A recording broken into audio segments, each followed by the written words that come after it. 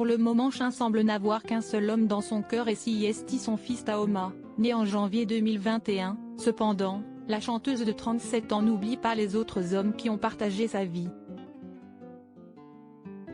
Le mercredi 5 avril, son ex-compagnon, le tennisman célèbre, Benoît Paire a partagé un cliché du duo datant de 2016 en réponse à une question d'un de ses abonnés l'interrogeant sur sa relation avec Shin.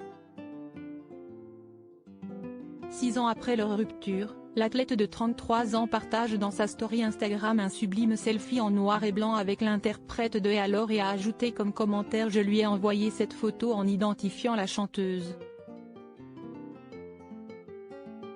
Ce à quoi, Shin a répondu avec humour qui vote pour que Benoît Paire élague sa barbe, une interaction qui a de quoi raviver les souvenirs de cette époque intense pour la star. En effet, révélé en 2005 grâce au titre Histoire de Love, en featuring avec K. Maro, Shin est par la suite devenu une véritable star de la pop et du R&B en France. Fin 2015 alors en couple avec Benoît Paire, la chanteuse avait remporté le Energy Music Award de l'artiste féminine francophone de l'année et avait été récompensée au cours de la cérémonie d'un disque de diamant honorifique pour l'ensemble de sa carrière. Shin, loin de la scène mais proche de sa famille désormais, Shin continue de composer et de chanter mais loin du feu des projecteurs. À 37 ans l'artiste se consacre à sa vie de maman. En revanche, toujours pas d'informations sur le papa de ce petit garçon. Depuis sa naissance, en janvier 2021, la chanteuse a toujours refusé de révéler avec qui elle était en couple. Si certaines rumeurs évoquaient Anel Derar, le fils de la chanteuse et actrice Elena Nogueira, qui est musicien et mannequin, rien n'a été confirmé, ni de la part de la petite sœur de Lio, bizarrement devenue grand-mère en janvier 2021.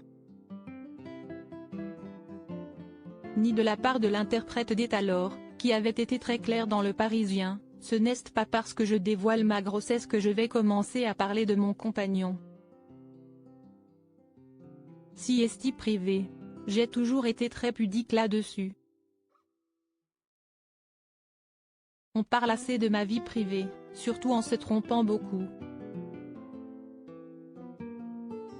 Je n'avais pas envie qu'on s'immisce dans mon couple. Vivons heureux, vivons cachés. » En avril 2022, la chanteuse s'est confiée dans l'émission Insomnie diffusée sur France Télévisions sur son rôle de mère. « Je ressens un amour absolu que je n'avais jamais connu avant.